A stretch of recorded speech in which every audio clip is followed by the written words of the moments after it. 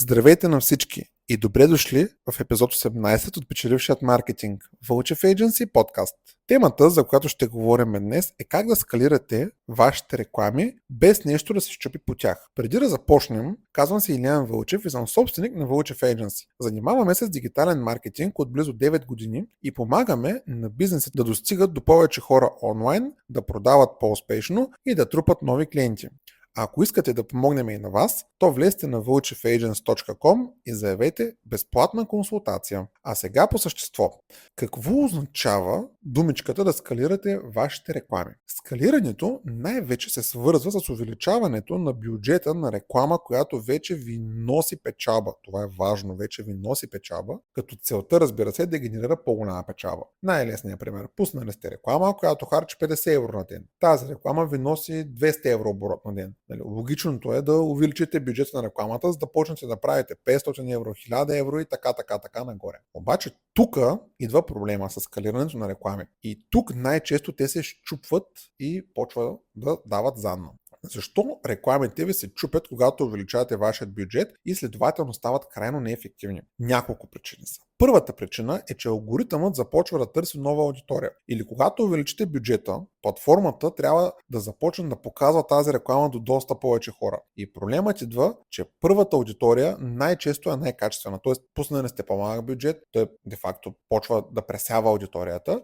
Вие сега сте го увеличили този бюджет и сте добавили нова аудитория, която вече не е толкова пресята и следователно рекламата почва да има малко по-слаби резултати. Второто нещо, което е, рекламата се връща в така плашещата за много хора learning фаза. Ако искате да разберете малко повече за това какво представлява learning фазата, можете да гледате епизод 16 от нашия подкаст, там говорим изцяло единствено само за нея. Когато направим голяма промяна в бюджета, алгоритъмът може да започне на ново процесът на обучение. И това води до нестабилните резултати, които получаваме, по-високата цена за придобиване на клиент и много други такива проблеми. Третото нещо, което е, пазарът се насища. Или ако показваме една и съща реклама на една и съща аудитория, твърде често хората започват да игнорират. И това води до по-нисък CTR, т.е. вече хората не кликат, клика става скъп, както казах, и продажбите почват буквално да падат супер много. Какво е решението? Имаме два основни метода да скалираме рекламата. Първият метод е така нареченото вертикално скалиране. Това означава да увеличим бюджетът на вече съществуващата реклама между 15 и 30% на ден. Или ако тя харчи 50 евро, правим на 70 евро, след няколко дена на 90 евро, след някакво време на 120 евро, но не го правим от 50 евро на 100 евро, или от 50 евро на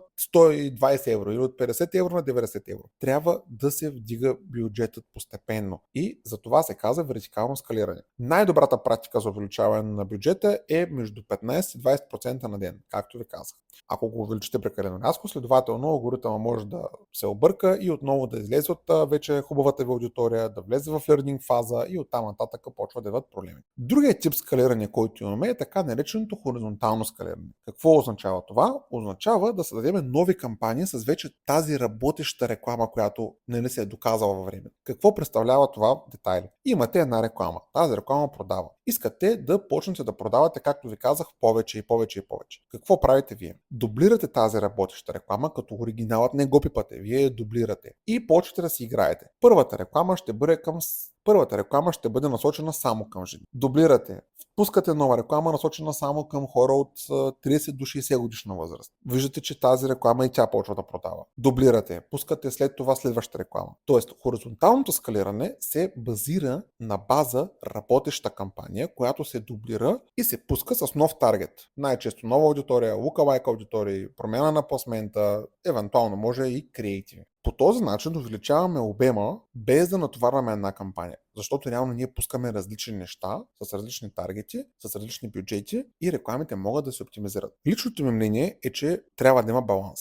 Затова ние използваме комбинация от тези два метода. Или веднага ви даваме една примерна стратегия. Намираме една печеливша реклама. Първо започваме да увеличаваме нейния бюджет постоянно с 10, 15 до 20% максимум. След това тази реклама я дублираме и започваме да въртиме различни аудитории. На първата реклама ще пуснем само жени, на втората ще пуснем различни възрасти, на третата ще пуснем различни постмейти. И така, докато не се щупи, както се казва, нещо и не почнем от начало целият цикъл. Истината е, че ако правите това, което ви казах, то почти винаги дава резултати. Да, има изключения, да, някои кампании ще се провалят, но почти винаги ще имате добри резултати. Така че, това, което мога да ви дам в заключение е да тествате. И нещо много важно. Преди да увеличите каквато и да било реклама, трябва да внимавате много с вашата възвръщаемост. Скалираме реклами, които имат добър ROAS или Return on Ad Spend. Тоест, това е реклама, която е печеливша. Не скалираме губещи реклами. Ако рекламата е губеща, то тогава я спираме и пускаме изцяло нова, за да можем да видим